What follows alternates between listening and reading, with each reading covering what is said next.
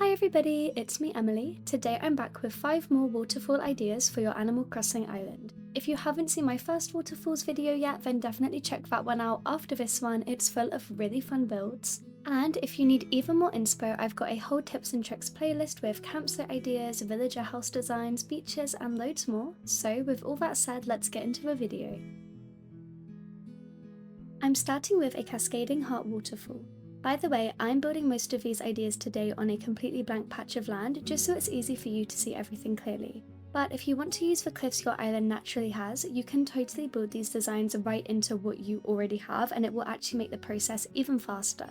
For this one, the cliff needs to be 9 tiles wide and 3 tiles back. I'm counting everything out as I go, which will make everything a bit easier once we start waterscaping. My island has a pretty natural theme, so I'm going to round out these corners, but feel free to keep them square if you prefer a more man-made look. And now we'll start waterscaping. I'm digging 7 times along the front of this cliff, and then we need to create those 2 little bumps that go on top of the heart. This bit is a little complicated, but I will explain everything carefully, so hopefully you can recreate this on your own island. Start by standing in the center of your cliff and dig either side. Then continue adding water to line up with the rest of the cliff. The only space we don't want to dig is that very center point. You'll notice the inner edge is kind of blocky compared to the rounded outer edge. To fix this, just dig again to fill that spot back up, and then dig again to get a rounded corner. And this is the top of the heart. Then the plan is to continue this waterfall down into the bottom half of a heart. Also, I did not mean to fill in that middle spot of waterfall, so please ignore that, don't copy that bit. Now as we build the lower section, we are basically making rows of water, and each time we make it 1 tile shorter on both sides so that it starts to taper into a point. Do you see how on my right side I have this pretty smooth diagonal line, whereas on the left it is a bit jaggedy? If you have that, you need to fill that spot in again and then dig once. This essentially is a half dig, which gives you that diagonal line that we want. Then just add in that final row of water, and that is the heart complete. Because there's no way to create a sharp point, I'm hiding that bottom bit with a shrub, and then I'll add some simple decorations all around this build. I tried to pick fairly neutral items because a lot of the fun of these ideas will be customizing them to really fit your own island. I personally think this Cascading Heart would be perfect for a royal, fancy themed island, but I would love to hear about how you're going to decorate your version. And here is the final area. Why not show your villagers some love and build them this heart waterfall?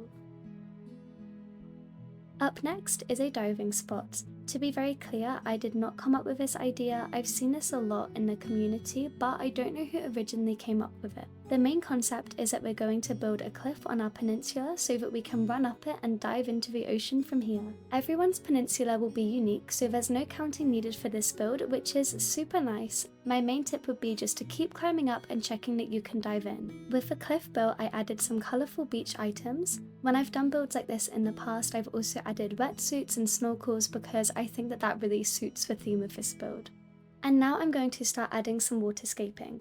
I love how the blue waterfalls match the blue of the ocean. It ties the build together really nicely. And I had to kind of experiment with where I wanted the water to go because I wanted it to look random, but it's actually really hard to make things look random when you're doing it intentionally, if that makes any sense. I added a puddle at the end of a runway to help guide you to the spot you're jumping off of. If you don't have Nintendo Online, a patch of sand pathing or even a dropped star fragment or something like that would work just as well. And then I did decide to get rid of this weird lopsided section at the back. I quite like a symmetrical build, and so that was bothering me a bit.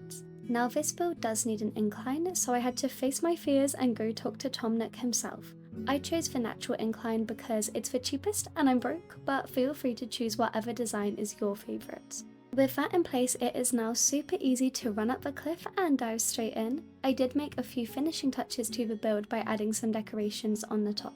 As long as you leave that middle runway section clear, anywhere else is free game for decorating. And after a lot of me changing my mind about item placement, here we have the finished area. I love a practical build, like this looks cool but also encourages you to go swimming. Okay, next up we have a really simple and cute waterfall entrance design. This one is perfect if you're working with a tighter space, especially if your resident services is really close to your airport. I wanted to make something that still feels interesting without taking up loads of room on your island. I'm starting by shaping some paths into love hearts. This seems to be a heart heavy episode, but they are just so cute, so can you blame me? And then we'll use the hearts as a guide and dig a ring of water all the way around them. If you do have more space, then this is totally up for customization. You could expand the water out into rivers, or where I have 2 hearts, you could do 4 into like a 4-leaf clover pattern. That would be awesome. With our baby river in place, it's time for cliffs. I'm coming in on both sides and starting to add the cliffs. The important part is this has to be a minimum of 2 tiles wide, as that's the smallest area the game lets us make waterfalls on. I went ahead and finished both sides of cliff, and again mine have rounded corners for a natural feel. Then simply climb on up and add your waterfall. This is already a really beautiful and complete build, but I did choose to add another waterfall at the back of the build just to make it more enclosed. By the way, this is the exact entrance I had on my very first island. That island wasn't even on YouTube, but remaking this really takes me back to the early days of Animal Crossing, so I think that this was my favourite idea out of the whole video. The next build was a bit of a challenge. I had this idea that it would be really cool to utilise a pre-existing pond that I had on a cliff and then develop it into a floating pond. So I started by digging away a lot of the land near the pond, and I think if you're going to do this, it would be a lot easier if you don't have a villager house and an incline so close, because they kept getting in my way. I am going to jump to once I had dug away most of the cliff, just because it took me quite a while and a lot of experimentation that I don't want to force you all to sit through. And there we go. As you can see, that pond is now floating, and I'm going to begin adding some waterfalls on these cliff edges around it. Your version will most likely look different just because the game naturally spawns in different shaped ponds and cliffs, but I really love that. It means we can all have similar builds whilst having our own unique spin on them. Whilst I continue building in these waterfalls, I did want to talk about decorations. Of course, mix it up, add what you feel like, but in general, because this build leaves us with some pretty skinny walkways, I would suggest finding items you can walk over. That way you're still adding interest and depth, but without blocking up your build. So glowing moss is perfect, dropped star fragments are a favourite of mine, and also things like leaf piles and flowers work well here. And despite the initial struggles with this build, I honestly love it. It's very unique and could be expanded out into more floating ponds. Here is a look at the final area. I really hope that you like it too.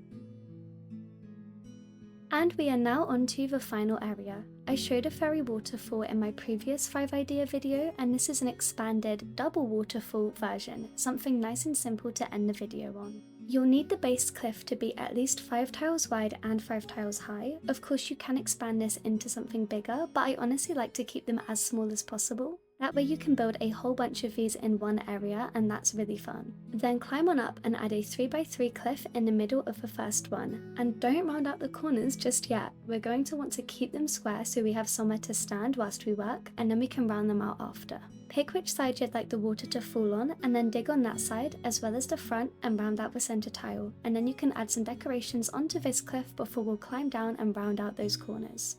Then all we're doing is repeating that pattern on the cliff below. So as you dig, the game will naturally connect your waterfalls together, so everything will flow really nicely. And then again, I'm just adding some decorations onto this layer.